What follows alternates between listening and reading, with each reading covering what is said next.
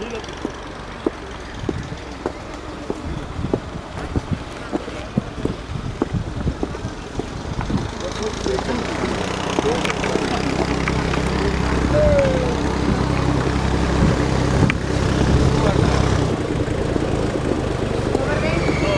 ден. Од кога сте тука? Вчера. Од вчера, од 8 сата. Колку донесовте?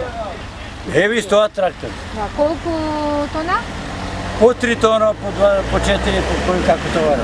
И сега што е проблемот? Проблемот е повеќе камиони одат и камионите ги истоварат од таму од пунктот се ги изират, а нашите трактори стоат по 4-5 ќе пуштат на сат, па 4-5 и така. И бројчиња има, ама така стоат бројчиња. А за цена прашувате ли? Цената знаеме. Ако е повеќе од 19 милигани, 12 динара е. Јас се толку моите испадна, 12 динара. А ако е помалце, може и 7 и 8 динара. Се жалеа лозари дека уште немаат платено грозие од лани. И јас имам. Не платено? Не платено. И пак му го носите? И носиме, ја сега кажа, нема кај да го носи. Го не стои дома да го чува ден-два. Еве едни имате од година, од пред таа година. Ја лани донесов грозе, само на сметката 153 динара ми пуштил. 150 динара, а на 20 динара. Што се случува годинава сега? Годината мислим дека нема да бидем испајани. А мора да го донесем. И то врзува 20% препарати да иземеш и џубре. А не ти треба. Добро, нека да се пожалите, влада имате, министер имате. Никој не смета, ова не сматра. Да рече, вие луѓе што чекат 3 дена и 3 ноќи со грози, а уште во нивата стое. Времето не дава.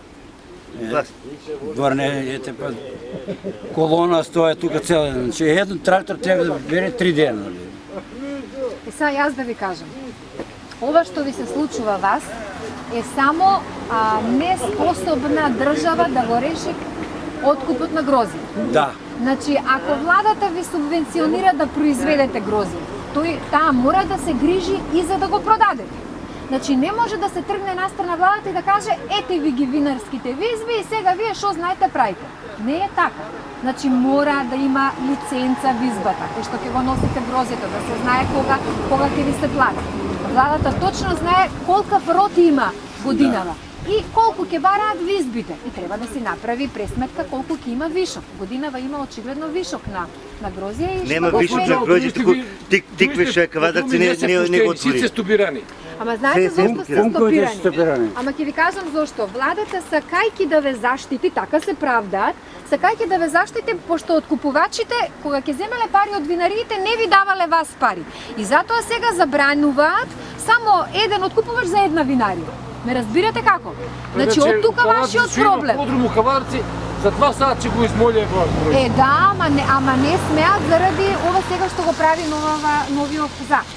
Кога ни произведуваме, ние не треба да продаваме, ни продаваме го носиме видиш.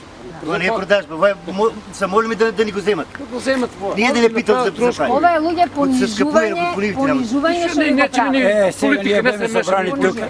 Ние беме собрани тука, викам ај сега кој ќе дојде за гласање. За кој треба да гласаме ние сега? Ајде. За тие што ќе ви кажат. А сите викаме да не одиме да гласаме. Не, тоа е погрешно. А тоа ош погрешно. Тоа му одговара на власта. Му одговара. Да ви кажам нешто, земјоделци. Вие таква сила сте во државава. 200.000 земјоделски семејства. Вие буквално ги одлучувате изборите и треба да си бирате влада, министер кој што ќе се грижи за вас. Што е ова ве? 10 години ве тормоза. И вие 10 години си ќутите.